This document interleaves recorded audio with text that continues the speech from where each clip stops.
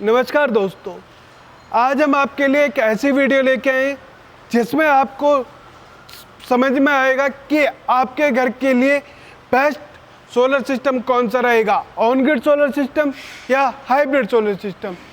तो ये इस वीडियो में हम कंप्लीट डिस्कशन करेंगे कि आपके घर के लिए कौन सा सोलर सिस्टम बेस्ट रहेगा।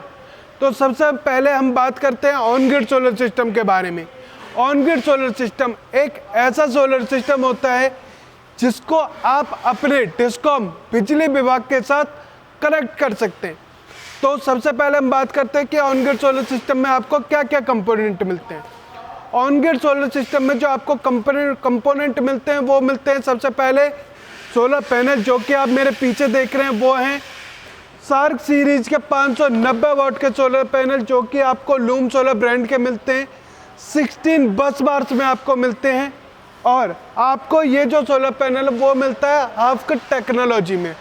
हाफ कट टेक्नोलॉजी में क्या फ़ायदा होता है कि ये सोलर पैनल 2 पार्ट्स में डिवाइड कर दिया जाता है और इससे क्या होता है, कभी ऐसा होता है कि आपका सोलर पैनल पे इस साइड सूरज की रोशनी आती है और इस साइड पे नहीं आती है, तो आपका बेनिफिट होगा फिर भी कि आपका सोलर जनरेशन कभी नहीं रुकेगा।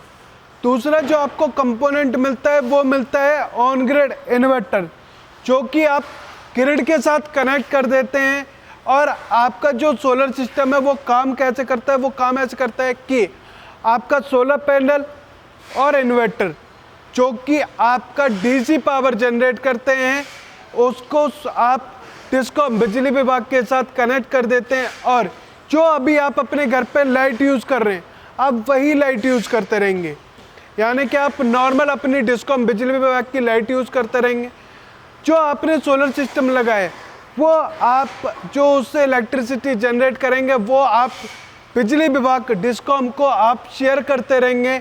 उससे क्या होगा कि आपने मान के चलो बिजली विभाग की लाइट यूज़ की 200 यूनिट और अपने सोलर से आपने बनाई 150 यूनिट, तो आपकी जो 200 यूनिट आपने बिजली विभाग डिस्कॉम की यूज़ की उसको आप अपनी 150 यूनिट से कटवा के आपको सिर्फ 50 यूनिट्स का बिजली बिल पे करना पड़ेगा।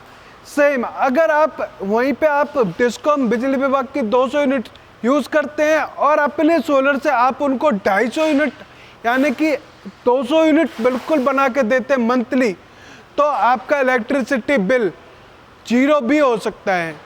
ये तो होता है on grid solar system, but इसको लगाने के लिए आपके घर पे डिस्कॉम बिजली विभाग की लाइट 24 घंटे अवेलेबल होनी चाहिए।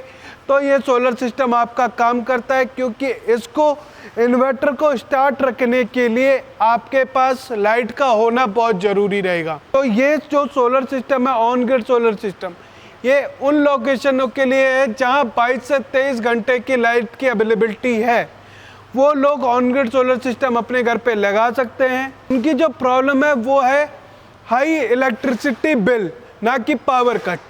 हाई इलेक्ट्रिसिटी बिल को रिड्यूस करने के लिए आप अपना ऑन ग्रिड सोलर सिस्टम लगा सकते हैं। उसके बाद हम बात करते हैं, ये तो रही ऑन ग्रिड सोलर सिस्टम के बारे में बात। उसके बाद हम बात करते हैं हाइब्रिड सोलर सिस्टम।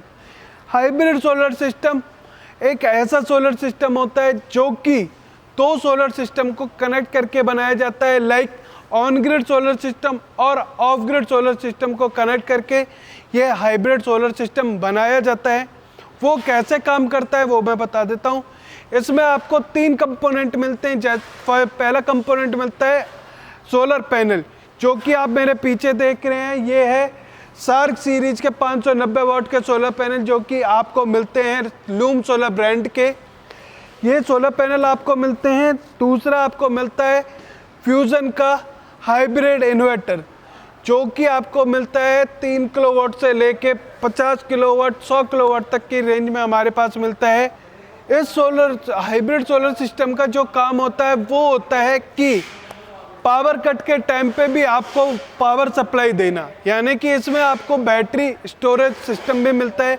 इसमें क्या होता है कि आप सबसे पहले सोलर पैनल से इलेक्ट्रिसिटी जनरेट करते हैं, अपनी बैटरी में इलेक्ट्रिसिटी स्टोर करते हैं, फिर उसके बाद अपने एप्लीकेशन, सारे एप्लीकेशन जो भी आप चलाते हैं, एसी, फ्रिज, कूलर, आप अपने एप्लीकेशन चलाएंगे। जब भी अगर आपका सोलर सिस्टम एक्स्ट्रा इलेक्ट्रिसिटी बना रहा है तो वो आप ऑन ग्रिड की तरह आप डिस्कॉम बिजली विभाग को शेयर कर सकते हैं और अपना इलेक्ट्रिसिटी बिल बचा सकते हैं। तो ये होते हैं major difference on grid solar system में और हाइब्रिड सोलर सिस्टम में। अब हम बात करते हैं कि ये जो इन्वर्टर और बैटरी का जो पूरी कॉस्टिंग आती है वो कितनी आती है। तो अगर हम बात करते हैं ऑन ग्रिड सोलर सिस्टम की, तो इसमें जो आपको कॉस्टिंग आती है वो आती है 60,000 रुपीज़ पर किलोवाट के हिसाब से। और अगर हम बात करें हाइब्रिड सोलर सिस्टम के बारे में, तो इसकी जो कॉस्टिंग आती है वो आपको आती है 1 लाख रुपीज़ पर किलोवाट के हिसाब से। तो ये इसकी कॉस्टिंग के बारे में हमने थोड़ा डिटेल से बात की। अब हम बात करते हैं कि एक सोलर सिस्टम पर डे कितनी यूनिट जनरेट करता है। अगर हम बात करें 1 किलोवाट के सोलर सिस्टम की, तो 1 किलोवाट का सोलर सिस्टम आपकी 4 से 5 यूनिट पर डे बनाता है।